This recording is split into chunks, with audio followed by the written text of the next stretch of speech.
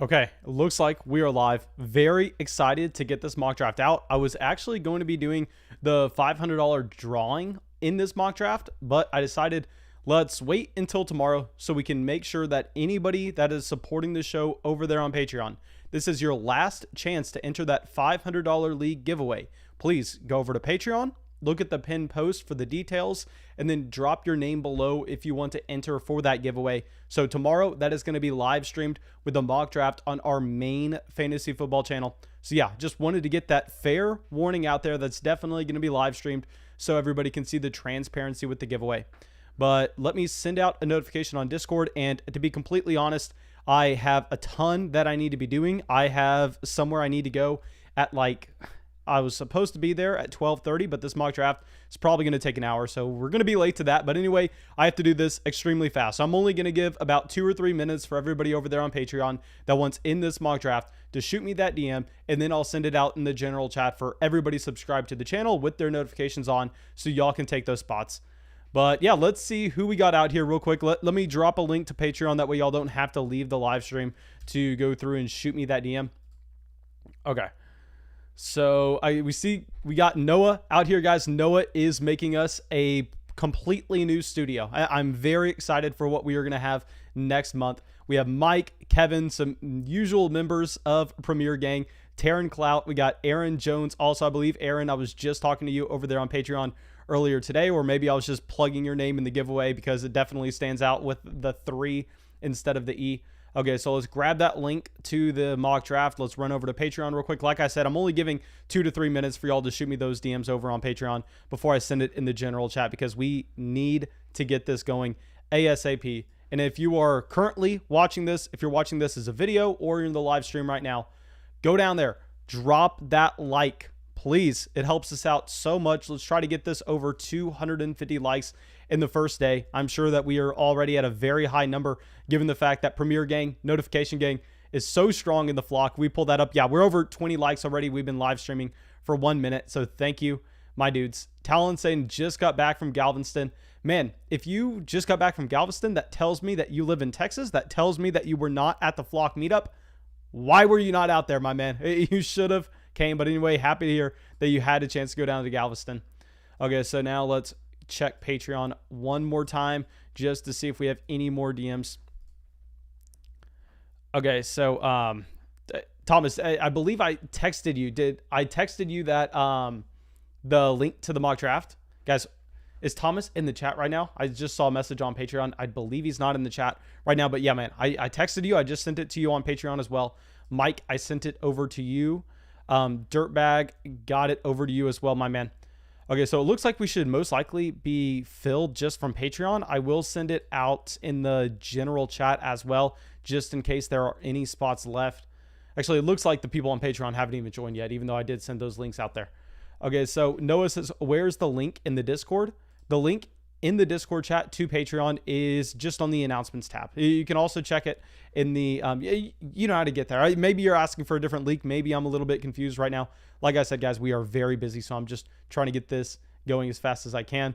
Okay, Taryn coming in here flexing on us, saying you just got back from Cancun.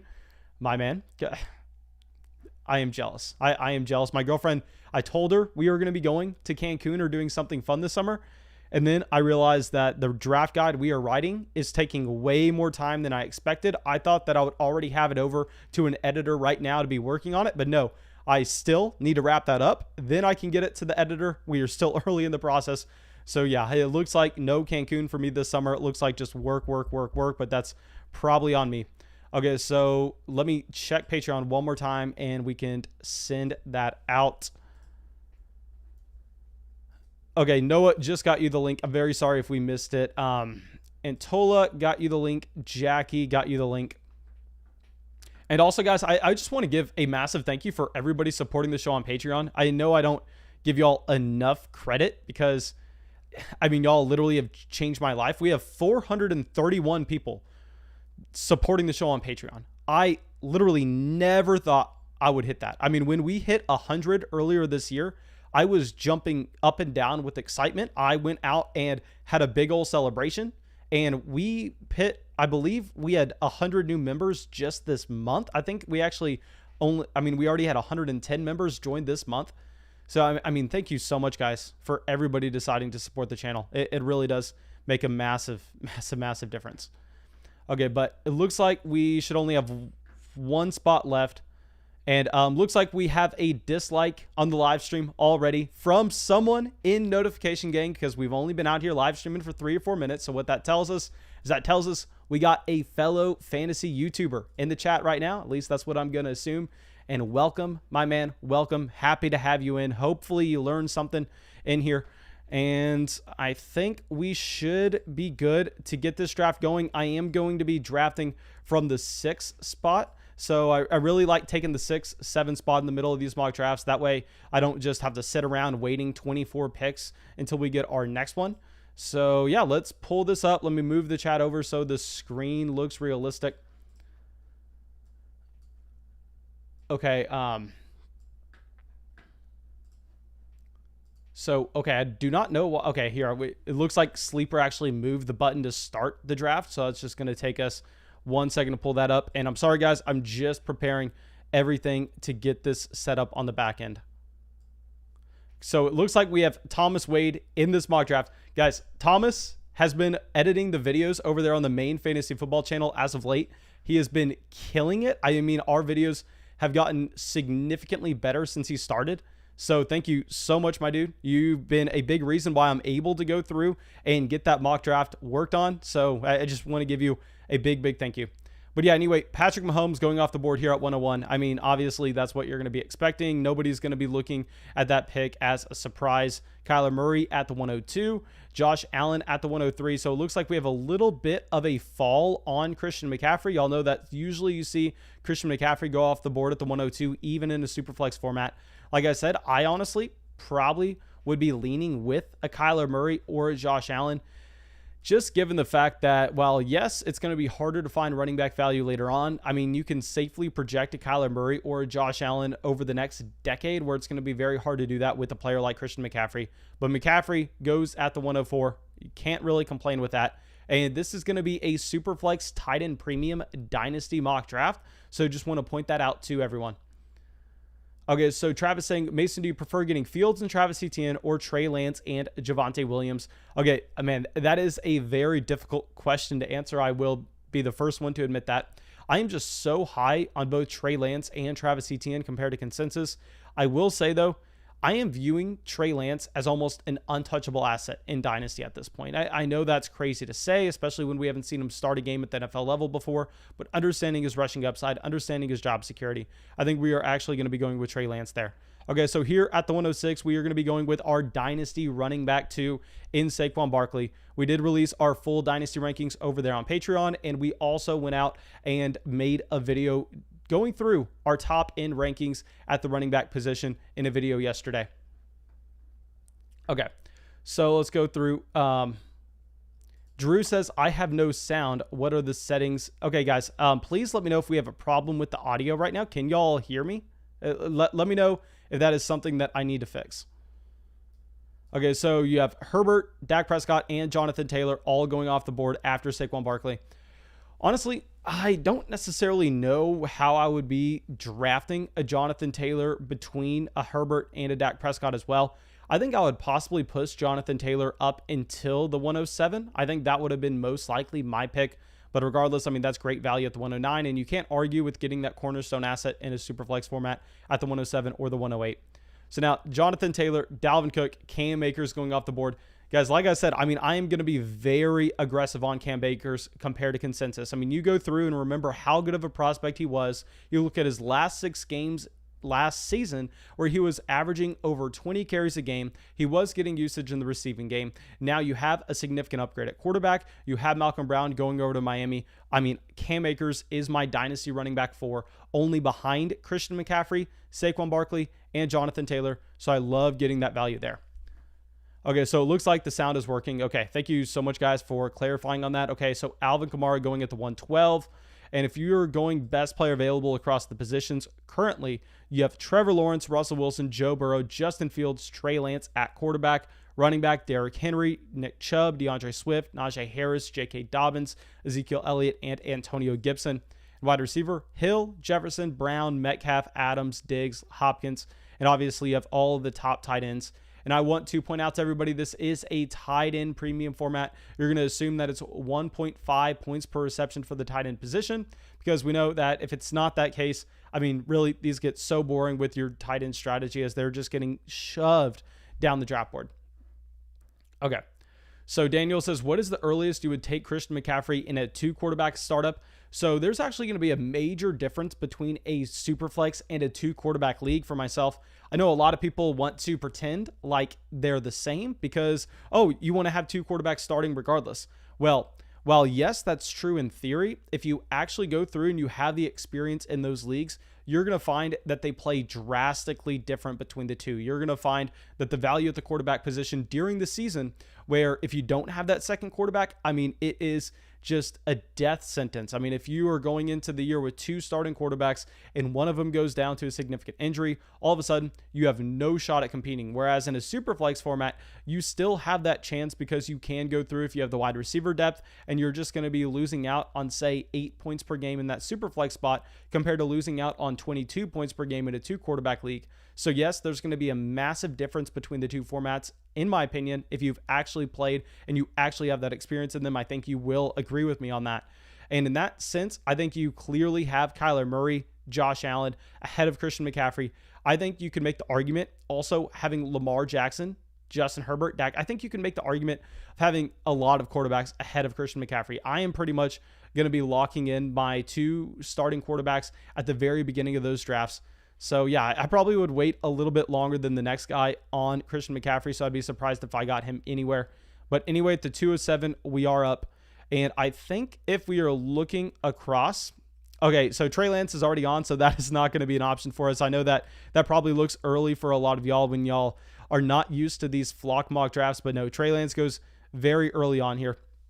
Now, I think going across positions, wide receiver is not going to be something I'm too interested in based on the value that we are going to be able to get later on.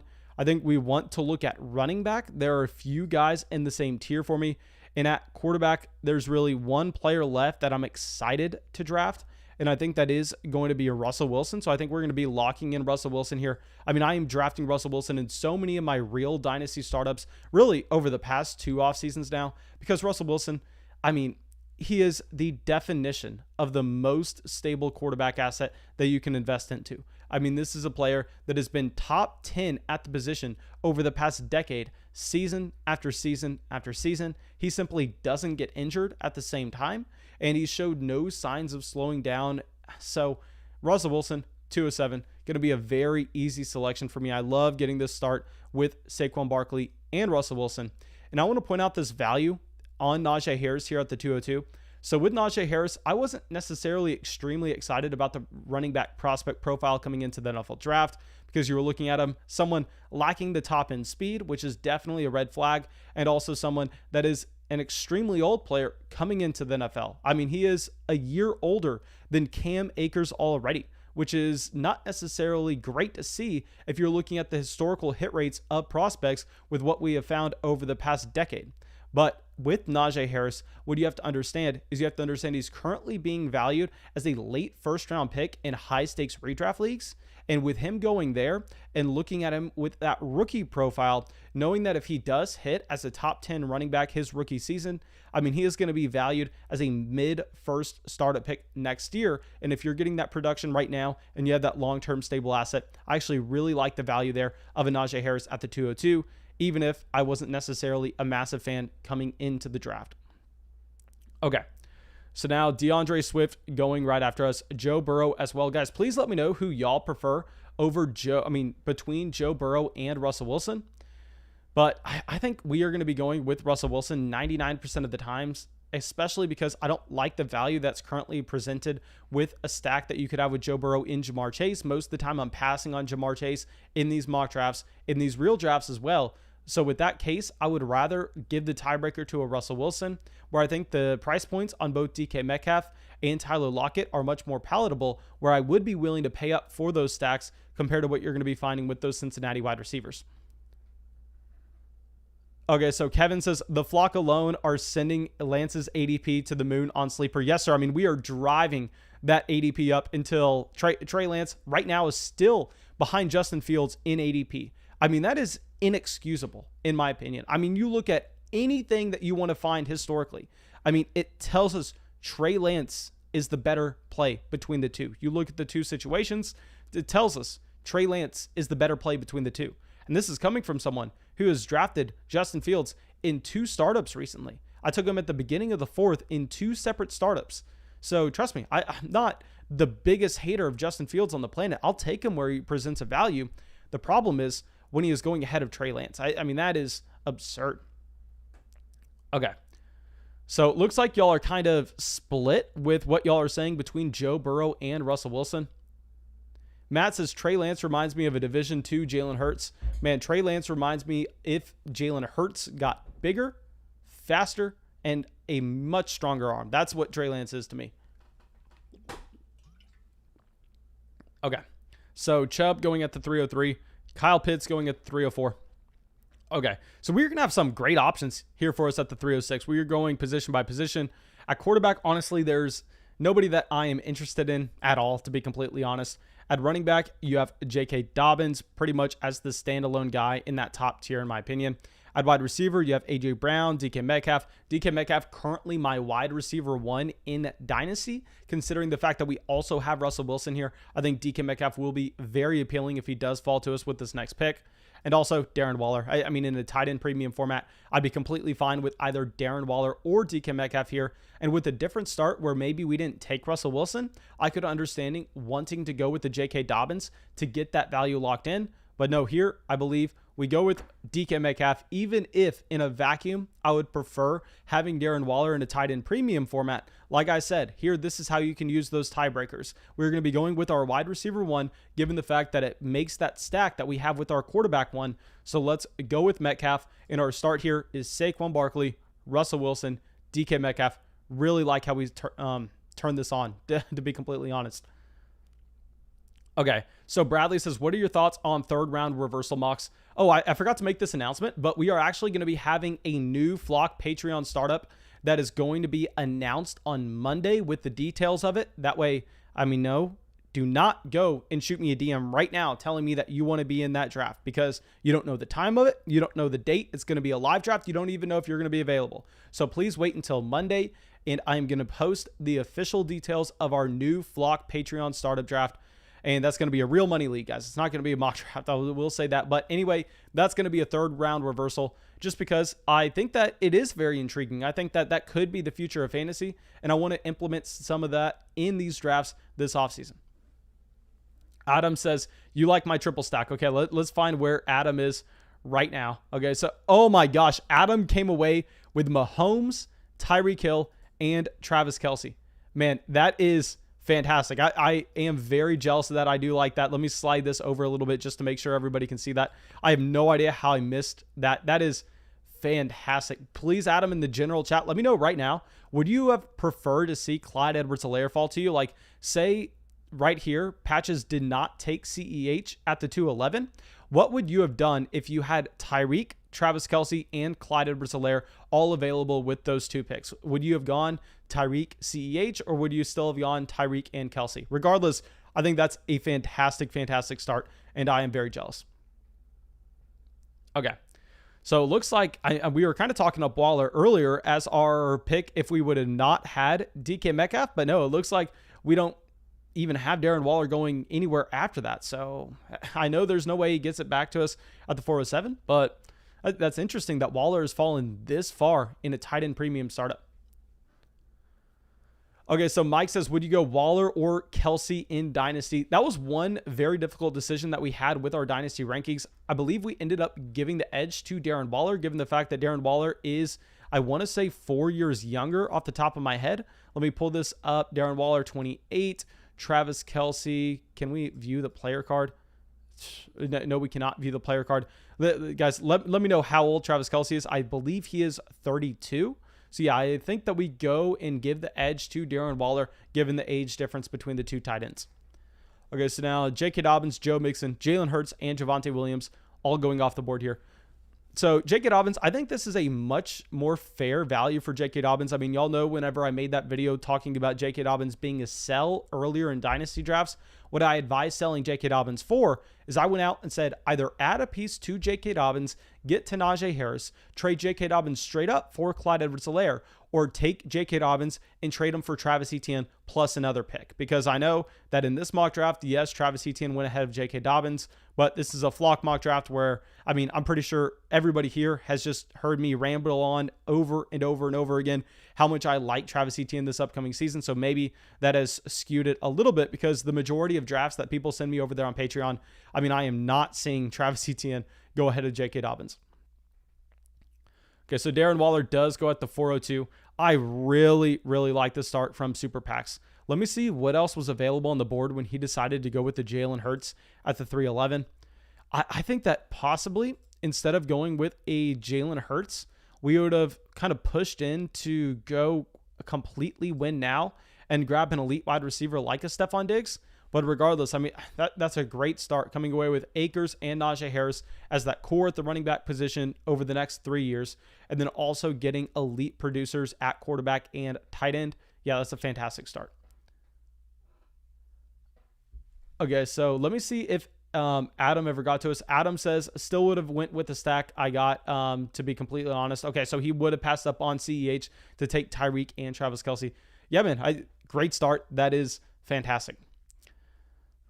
Okay, so Calvin Ridley going off. I will say, I actually posted those official Dynasty rankings a few days ago on Patreon, and we initially had Calvin Ridley ranked one slot ahead of Stephon Diggs, and we had Tom out there DMing me, telling me, Mason, you're stupid. This should not be the case. He laid out a very good argument, and we did change Stephon Diggs and Calvin Ridley in the rankings, where we did move Calvin Ridley down one spot, swapped him with Stephon Diggs, where Stephon Diggs, now I believe he is our wide receiver 5. I could be mistaken with that exact number, though. Okay, so Zeke going after Devontae Adams and Calvin Ridley. So we have a very balanced start right now. Obviously, we're not looking at tight end, given the fact that the 4 elite guys have gone off the board, but we have the flexibility to kind of take this any way we want.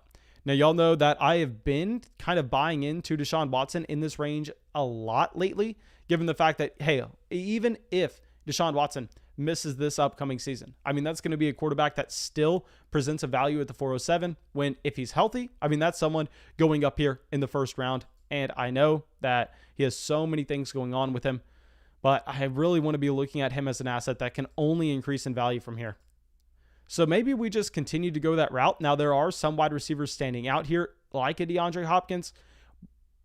That's what we're probably actually going to do. I vote we actually just go with DeAndre Hopkins, given the fact that this team does look like it's ready to compete right away. So we're going to be going with Hopkins, although I know that the majority of people are going to be having Jamar Chase over DeAndre Hopkins himself. Okay, Paxman says, I'm super Pax in the draft. I would have taken Lamb if he was there over Jalen Hurts.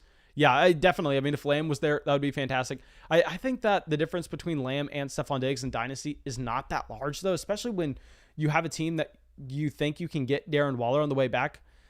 I think we probably would have gone with a wide receiver there, but still, I understand the thought process behind it. Okay, so Chase and Matthew Stafford go off the board directly after us.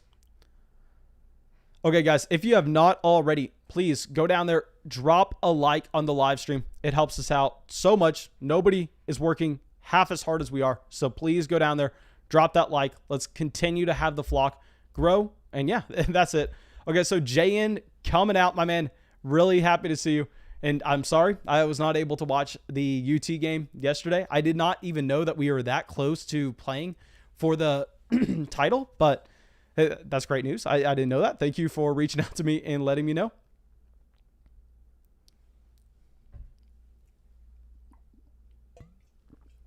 Okay, so Austin Eckler at the 411.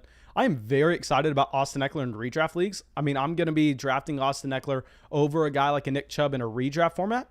But in Dynasty, obviously, you have to have a question about his long-term value. Okay, so let's see if we really have anything else we need to be doing from a roster construction standpoint on our team so far. And I think when you start like this, you put yourself in such a balanced spot where you're not necessarily forced to go in any direction, and you can kind of just let the value fall to you. And that's one reason why we decided to go with a DeAndre Hopkins over Deshaun Watson. And that is when you take a Deshaun Watson there, it's very hard for you to be able to take quarterback value where you think it falls to you in rounds 5, 6, 7, 8. You're almost locked into having to go wide receiver in that range. Whereas when you take a wide receiver at the 407, I mean, in rounds 5, 6, 7, 8, I can just go best player available. It doesn't really matter. I mean, y'all have seen me a lot of the times in these mock drafts. I take a running back in round 1 and I don't draft another running back until I'm getting like a Latavius Murray at the very end of the draft and just completely punting the running back 2 position and just loading up on those guys that we believe can help us out in the wide receiver slots as well as the flex spots. So yeah, I think we continue to do this. We just continue to build in the mind that we are just going to be taking the value and not pushing any particular position given the flexible start that we have had. Okay, so TJ Hawkinson at the 503. Now that is an interesting pick. I've seen TJ Hawkinson rising a lot this offseason, which is honestly a little surprising given the fact that he has had a bad offseason, I would argue. I mean, losing Matthew Stafford, it doesn't necessarily help TJ Hawkinson at all. But what you're finding is just a lot of people finally realizing that TJ Hawkinson is in a spot where he can thrive in year 3. And that's organically just going through and pushing his value up draft boards. Because, I mean, if we pull up some mock drafts from the beginning of this offseason, we were drafting TJ Hawkinson back in the 8th, 9th round, which of course was fantastic value. But here, when he's going at the 503, it's going to be a little bit harder to press that button. Okay, so tight end, really can't look at anybody there. Now, wide receiver is going to be interesting. Running back, definitely don't love anybody. I think we could go QB. The thing is, okay, so there's only one team behind us that has 2 quarterbacks already. So I think what we are going to do is we are going to be taking a Ryan Tannehill with this pick. And when we're taking Ryan Tannehill here, yes, it kind of does put us in a spot where we can't just continue to draft quarterbacks where we think their values later on. But, I mean, I'm fine with Tannehill at the 506. What a lot of people don't understand with Tannehill is he is someone that doesn't have no rushing mobility at all. I mean, he is easily a quarterback that could pick up 300 rushing yards if things broke right and he began to use his legs slightly more. I mean, he's not a Tom Brady type quarterback. So, yeah, I really like having Ryan Tannehill with the additions of the offense in Julio Jones with his career highs in efficiencies the past 2 years. So, yeah, Tannehill at the 506, I'm going to be fine with.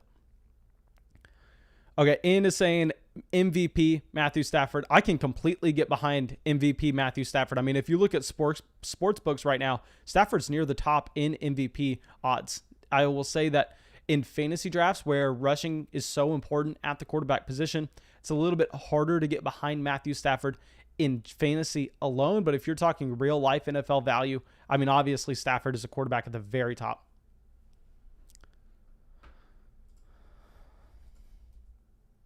Okay, so we have some quarterbacks going right after us in Aaron Rodgers and Tua Tagovailoa. So that is one reason why we decided to go with the quarterback position at the 506 ahead of a running back. I wasn't really considering Chris Carson or Josh Jacobs, to be completely honest. We would have been going with a wide receiver like a Chris Godwin. But the thing is, we were just looking at it and we were going, okay, well, D's has 2 picks between ours. He only has 1 quarterback. You can say the same thing about Thomas, who only had 1 quarterback at the time. Calcium oxide, I am assuming that's how you want your name to be said, with only no quarterbacks. Then Super Packs only 1. Super Teams only had none. So yeah, I think that's the smart play to have is we're going through taking that quarterback, assuming a wide receiver is going to be falling back to us. Okay, so JN said Duvernay MVP. He said going back to sleep. Man, what are you doing? Okay, so Devonta Smith at the 602. Pulling this up. Let's see. Okay, so there are a lot of interesting wide receivers that we can be having with this next pick. Now, I will say we're not necessarily going to have to be forcing any stacks as we already got our DK Metcalf stack. And with the Ryan Tannehill, that stack is going to be Julio Jones, which will be later on in the draft. And honestly, as our second quarterback, I am not prioritizing that as much as we were with the DK Metcalf. So yeah, I think that we just continue to go best player available. Very, very simple here. Let's see if there are any picks that stand out so far.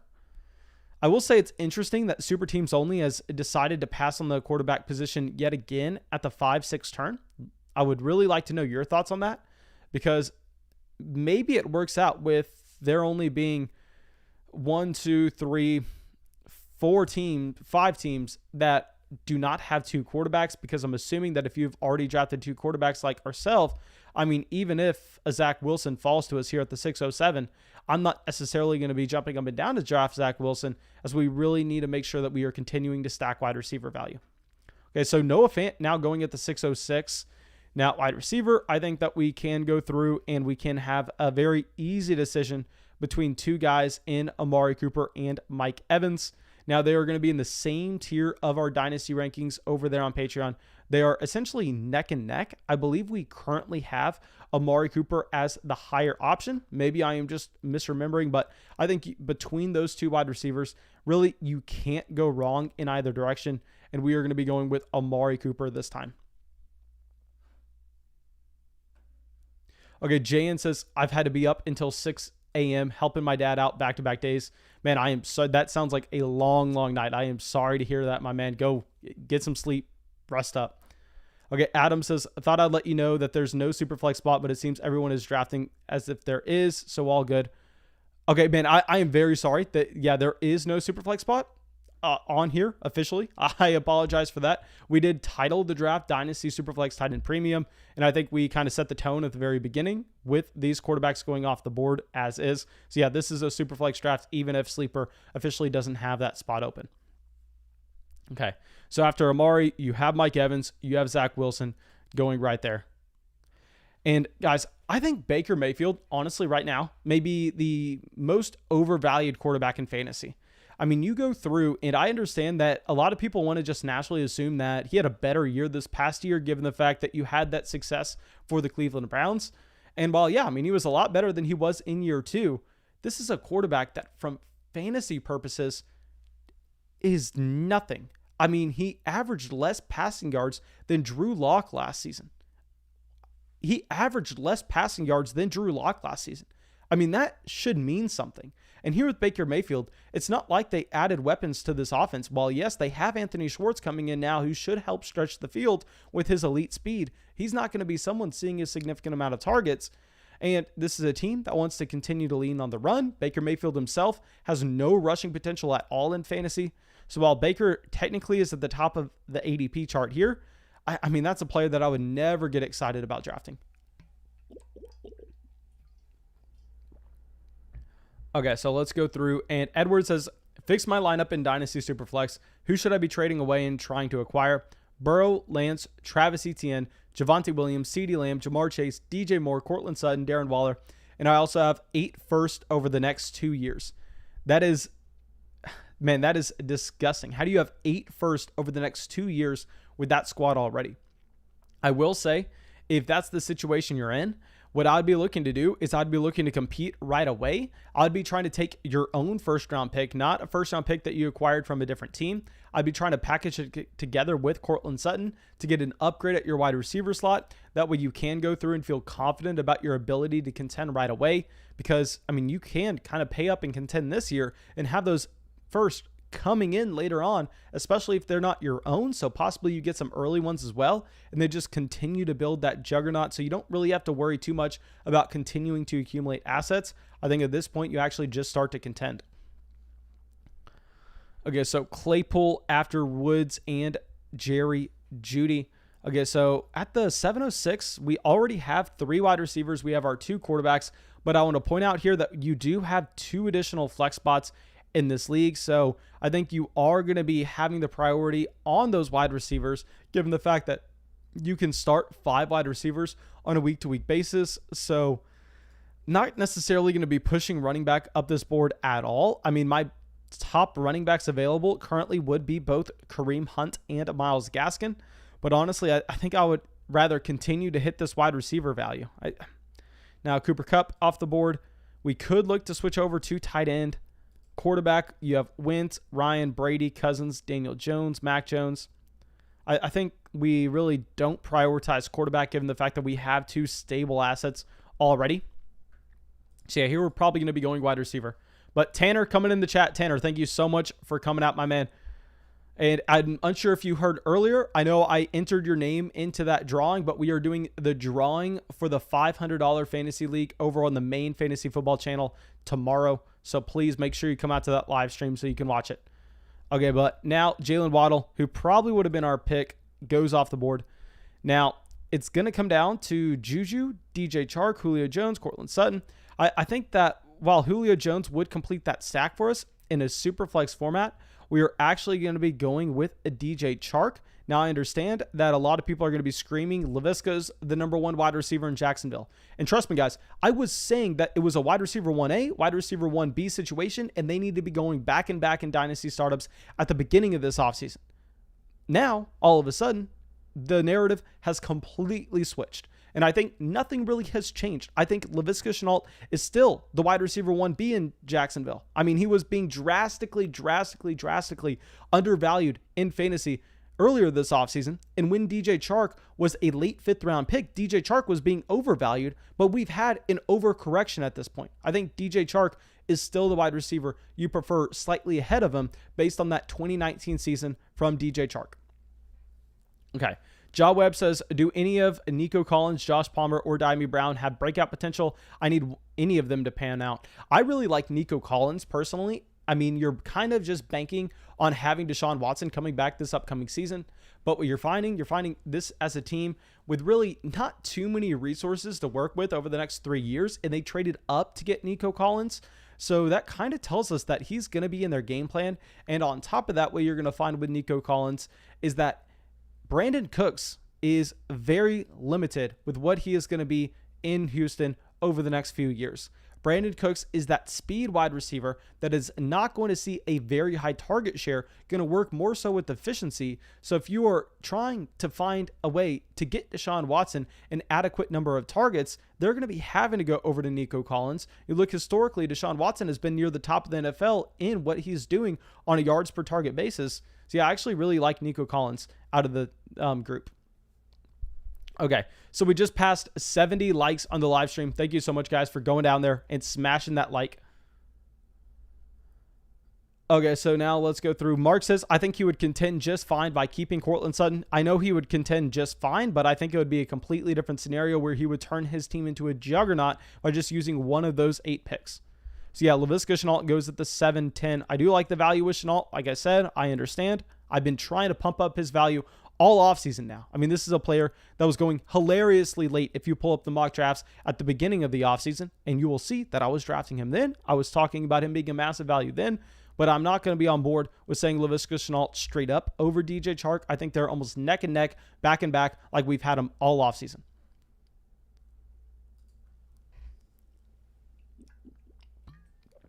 Okay. So Zach coming out. Thank you, my man. Ricardo says, in a Superflex league, my running backs are King Henry, Nick Chubb, and Aaron Jones. Quarterbacks are Tua, Daniel Jones, and Trey Lance. Tight end Kyle Pitts. Wide receiver T. Higgins, Deebo Samuel, Juju Smith-Schuster, Tyler Boyd, and Jalen Reagor. Stay put or upgrade at quarterback. Definitely don't upgrade at quarterback. I really don't think you have the assets to upgrade at quarterback, especially when you're going to have Trey Lance coming in, and I believe Trey Lance is going to be a low-end quarterback 1 by the back half of this season. This is obviously a contending roster with those running backs right away. Unsure of the long-term value of the running backs themselves, but they should be putting up enough points where I think you're fine in that regard. Okay, Adam says, in 3 years, 2020 draft class will be ranked Lamb, Shenault, Jefferson. Now, that is bold. Does anybody in here agree that you're going to have Shenault over Jefferson? There's a 0% chance that is going on, my man. Please, please, please. I'd be happy to make a bet. I'll give you whatever odds you want. Just hit me up on Twitter.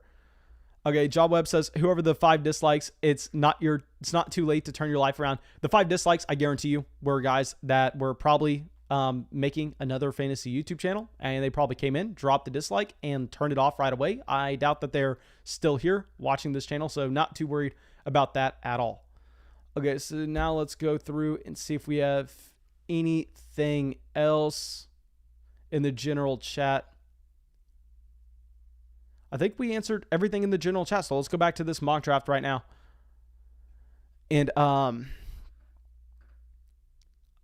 okay, so Gaskin, Hunt, I think that was really the last tier of those running backs that we would have been interested in. I mean, maybe if we had Hunt fall to us in the 8th round, we would have considered going with the Kareem Hunt.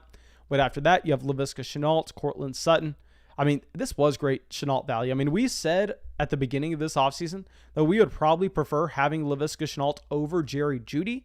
And Jerry Jeudy's still going around ahead of him. I really don't understand the difference between Jeudy and Shenault here. I mean, I made a video breaking them down in depth, and I really think all signs point to Laviska. Okay, so Matt Ryan going right here. So what quarterbacks are still available? Because at this point, we can begin to go QB if we are wanting. Now, Rashad Bateman goes at the 804 because we have 4 wide receivers. Dallas Goedert going here. Yeah, I think we're going to go QB. I think we take either Mac Jones or Daniel Jones here. So in a scenario where we didn't have 2 stable quarterbacks at 1 and 2, I could talk myself into going with Mac Jones, given the fact that you could be seeing him as a starting quarterback for the next 4 years. But instead, I think what we are doing is we are going to be going with an option that can possibly give us a shot at having elite rushing potential, because we have seen it before his rookie season and improving on it his sophomore year. So we're going to go with Daniel Jones, hoping that he can not necessarily turn into a Lamar Jackson type runner, but if he can be top 10 in the NFL consistency with his rushing yards, and you actually see the New York Giants offense get better with the addition of Kadarius Toney, Kenny Golladay, I think Daniel Jones here at the 807 does have more upside. And when we're drafting a quarterback 3 like this, we're just shooting for upside. Okay, so Daniel says, hi, I have the number 2 pick in my dynasty. It's Scott Fish scoring. Should I go CMC? Yeah, it's going to be down between CMC and Patrick Mahomes for me, my man. I know some people want to make an argument for Travis Kelce, but if this is a dynasty format, Travis Kelce kind of goes out the window there. Okay, so NC Tricks says, would you trade Robert Woods and Amari Cooper for DJ Chark and Michael Gallup in a PPR dynasty league? Okay, so Woods and Amari for Chark and Gallup? No, definitely you want Woods and Amari. I understand that Chark and Gallup are younger, but Woods and Amari are going to be so much more productive over the next few years. That's the direction you have to go. So our man Juju Smith-Schuster going at the 810. God dang, you love to see that value. Okay, so now let's go through, and Tanner says, Baca, if it's dynasty, target Kittle, Waller, and Pitts. Okay, let me go back up and let me see if he says, I'm in a 1.5 tight end premium, and I'm the 101.5 for the running backs. How high should I aim to get Kelce, if at all? So if you're in a league that's giving you an additional 1.5 points per reception for the tight end position compared to the wide receiver, then yes, you got to push them up significantly.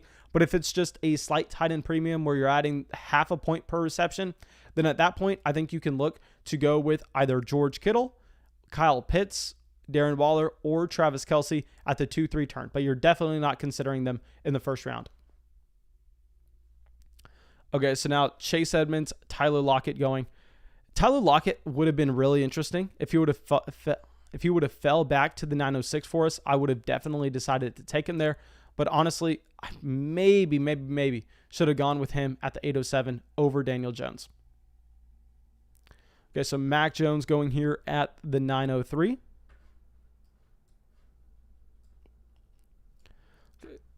So James Robinson continuing to fall. Now Michael Carter going. I guess we could look to go running back here, possibly if we like a guy that's on the board. Usually in this range, I find it to be the running back dead zone, and I'm kind of avoiding these guys. Maybe I could talk myself into going with a Mike Davis or an A.J. Dillon. Let me see. Yeah, no, if you pull up wide receiver, there are too many good options at wide receiver for me to decide to go that route. I think we end up taking an Elijah Moore here.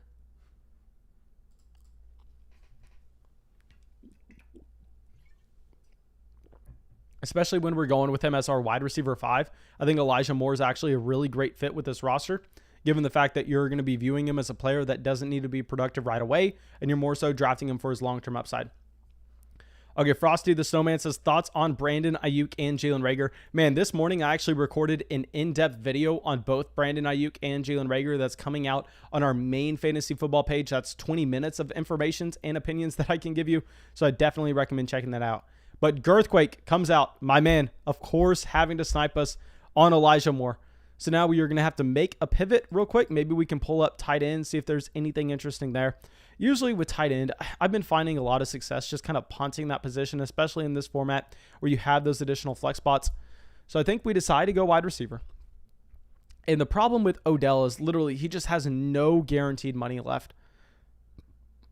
And with no guaranteed money left, possibly we look to go with one of these rookie wide receivers with either a Rondale Moore or Terrace Marshall. Now, between the two, I don't necessarily think we have a massive preference because we have DeAndre Hopkins. Maybe we make the bet on the Arizona Cardinals offense and just go with a Rondale Moore here. So we're going to be going Rondale, but I definitely would have preferred getting Elijah Moore there at the 906. Okay, so now Tanner says target Kelsey for the stack since you will get Mahomes if you want the 2-3 turn Baca. Yes, no, definitely. That's a very, very good strategy. I didn't even think about you having Mahomes on that team. Yeah, no, Tanner, I mean, if you check out this mock draft right now, we actually have Adam making that start. Adam gets Mahomes, Tyreek, and Travis Kelsey to start this draft right here. Now, James Robinson finally going at the 909. I know a lot of people are going to be screaming that that was way too late. But to be honest, we've gone over this time and time again. Travis Etienne getting every single target out of that backfield. Travis Etienne possibly making a push for the goal line usage. I just simply think James Robinson isn't going to be getting any of the valuable touches. Yes, he may have a Jamal Williams type role, but I'm not unsure if that's going to be enough to start him any given week that Travis Etienne is not injured. And if that's the case, I mean, is James Robinson just a handcuff running back? As crazy as that sounds, is he in the same tier of a Latavius Murray, of a Jamal Williams, where they're very good real life NFL running backs, but if they're not getting the valuable touches for fantasy, I think you have to significantly drop them down. Okay, so now Tom Brady going at the 9-11 right after Mike Davis. Mike Davis honestly would have been the running back that we would have taken over James Robinson. As crazy as that is, I'm just viewing Mike Davis as a guy that is going to be actually putting up a significant amount of points this upcoming season, and you're not drafting a James Robinson despite whatever his age is. I believe James Robinson most likely 23 years old currently. You're not drafting, going to be 23 years old this season. You're not drafting that player for a long-term role despite that age, given the fact that he was that UDFA, and you're not going to be looking at teams sticking with those players for that long with guaranteed roles. I mean, literally, just look at what they did this past year. But A.J. Dillon at the 912, love that pick. We would have definitely taken A.J. Dillon at the 1007 if he fell to us. Okay, so Daniel says, what do you think about stashing Robinson until he goes to another team? He's a good player, hopefully a good situation. Man, the thing is, if you look historically, just try to go back and show me examples of a player with the prototype of a James Robinson going to a different team and finding success. That's all I'm going to say. I'm not going to dive into the exact numbers because I don't have them ahead of me, but it's very, very, very rare. I mean, we can be talking about the same thing here with Philip Lindsay. Now that he's going over to Houston, are you very excited about Philip Lindsay? Not necessarily. And I don't want to say James Robinson is that same exact running back, but at the same time, I mean, it's something that we do have to at least consider.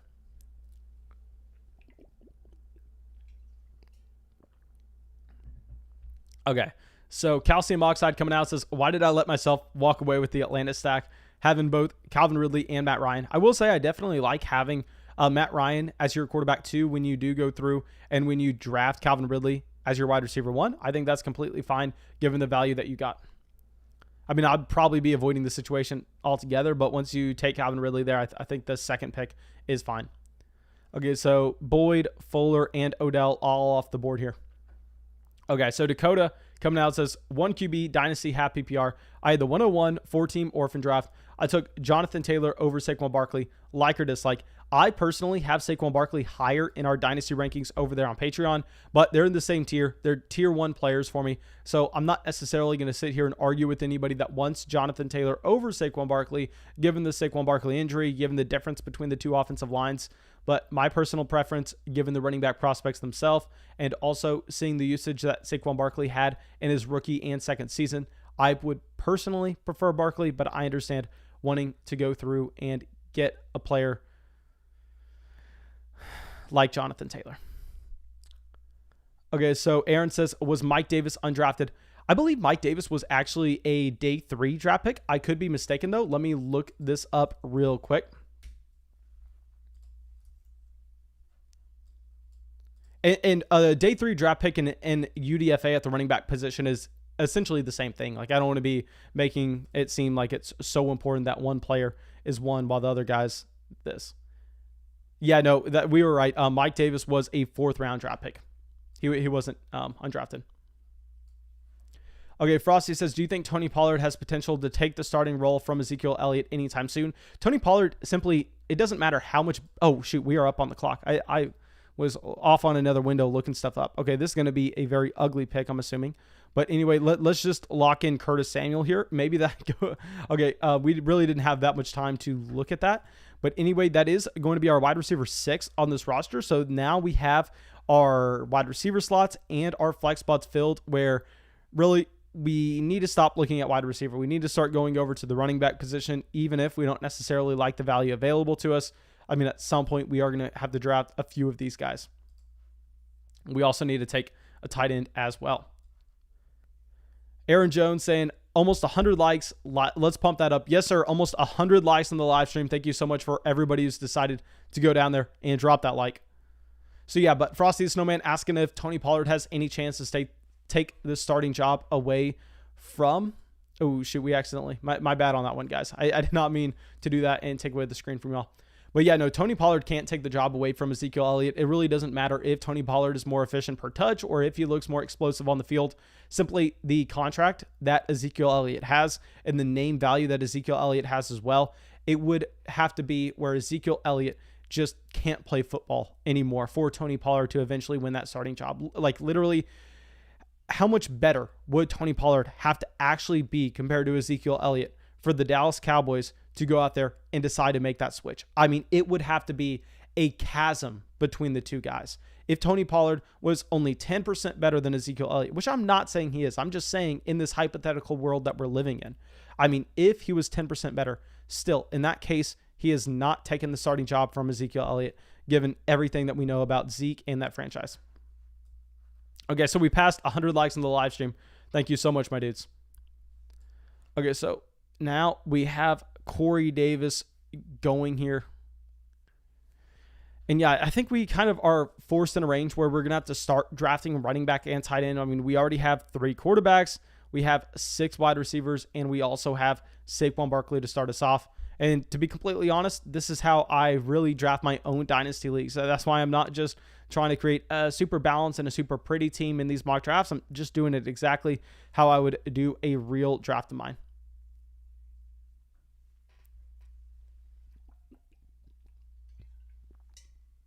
Okay. So Brandon Cooks and Ronald Jones going there back to back. I really do like that Henry Ruggs pick. I mean, it is crazy to see the fact that Henry Ruggs is playing in an offense with less weapons now, and all of a sudden you're finding him as a player that is less valuable. He's going into year 2. He's 22 years old. Okay, so Brandon Cooks. Now, what running backs would we be going with here? Michael Gallup. That was a fantastic pick. If we actually had time on the clock and we were able to go through and find a selection that we liked at the 10th round, I think we would have been going with a Michael Gallup. Okay, so let's go through. And I am sorry, guys, but like I said, I had somewhere I needed to be 10 minutes ago. So I have really never done this, but I think we may have to end the live stream a little bit early. We are still going to continue to do this mock draft because I can do it from my phone. But the live stream itself, I think we're actually going to end after round 11. Now, I will say we will be live streaming a redraft mock draft over there on our main fantasy football channel tomorrow.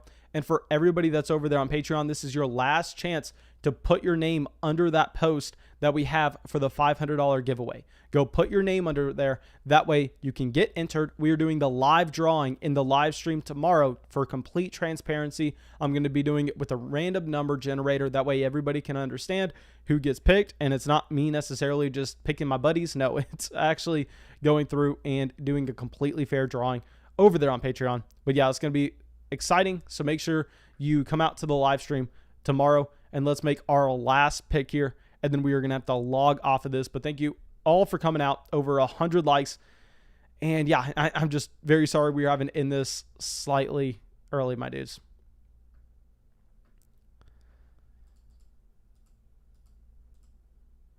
Okay, so we are going to be going. I vote maybe. Actually, we're just going to go Evan Ingram here. We're locking in Evan Ingram. I really like him in this range. I can make an argument for Logan Thomas. I would prefer Logan Thomas in a redraft league. But if we were talking about Dynasty here, I think we are going to be going with Evan Ingram, who's still only 26 years old. Aaron Law says, traded Christian Kirk for Gallup and a third yesterday. You got Gallup. Wait. You traded Christian Kirk, got Michael Gallup back, and got another piece on top of it. That is disgusting. Congrats, my dude. I think that's a great way to end the live stream. So like I said, guys, I'm going to continue to do this live stream on my phone, but we're going to have to end the stream because I got places to be. I got people to see. Very sorry about that. Thank you all for coming out, and I will see y'all with the live stream on the other channel tomorrow.